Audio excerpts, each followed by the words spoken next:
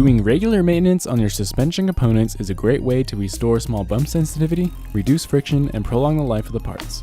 In this video, I'll be doing the air can service on my Rockshox Monarch R Debonair rear shock that is recommended every 50 riding hours. It seemed intimidating at first, but with the right tools and great service manuals from Rockshox, it was fairly easy.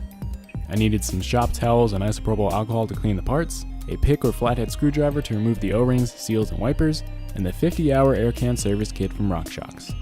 For my shock, the Monarch R, I needed this service kit and I found it online at worldwidecyclery.com. In the picture and description of the product online, it didn't show that it came with the dynamic grease and oil to do the service, so I ordered some dynamic grease from them as well and was going to find the oil locally, but luckily it came in the kit. The part number and the link to the kit is in the description below. The first step was to remove the shock from the bike. Once removed, I noted my rebound setting by turning it all the way to the fastest position and removed my sag indicator.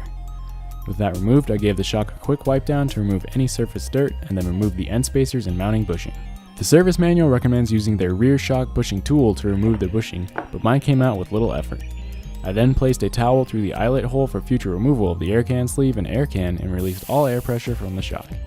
I would recommend recording your air pressure for when you reinstall the shock unless you already know what kind of pressure you run. With the air out, I can remove the O-ring at the base of the air can sleeve and turn the sleeve a few times to remove it. I wouldn't recommend what I did by placing an Allen wrench through the top bushing eyelet for a better grip, as you could damage the bushing. The service manual recommends using a vise with soft grips to hold the shock. With the air can sleeve removed, it is now time to remove the air can. I was able to remove the air can sleeve without a strap wrench, but was unable to do the same with the actual air can. But with a quick trip to an automotive parts store and $12 later, I was able to remove the air can. It took some force, which is why I would recommend using a vise with soft grips as to not damage the top bushing, but I was able to remove the air can without any damage to the mounting hardware. There is a little bit of vacuum when removing the air can, so I had to be careful when removing it from the shock. Now that everything is a part, the rest of the job is pretty easy. All I have to do is clean everything up, replace all the O-rings and spacers, and then re-lubricate and put everything back together. I tackled the shock first. I removed the green bump stop, seal piston glide rings and seal, and then clean the whole shock. This is a good opportunity to insert or adjust volume spacers, which would clip into the top of the shock. I didn't feel like my setup needed it, so mine will remain as is. With the shock cleaned, I then moved on to the air can. I removed all the outer O-rings and then the wiper seal and quad ring with the two plastic spacers from the inside of the air can.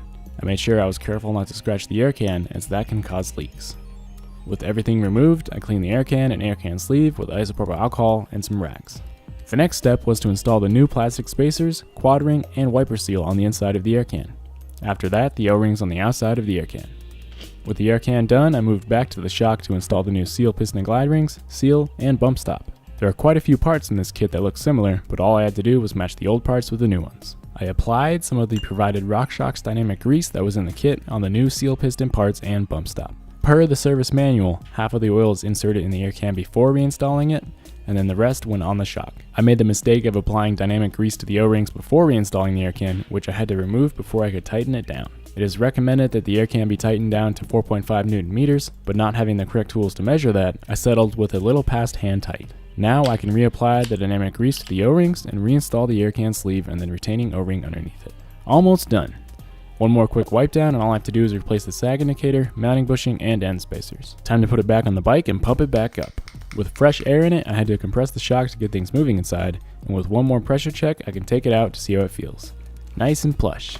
It seems like a daunting task to service a rear shock, but with the right tools and kit, it's not as bad as it seems. If it does seem like something beyond your capabilities, I would recommend taking it to a pro. But for all you DIYers out there, I hope this video helps in showing that it can be done at home. Rockshox does have a walkthrough of the process that I used to help guide me, but it was not specific to the Monarch R, but pretty close. That link is in the description below.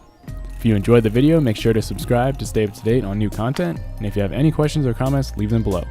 Make sure you give the video a thumbs up if you enjoyed it, and as always, thanks for watching.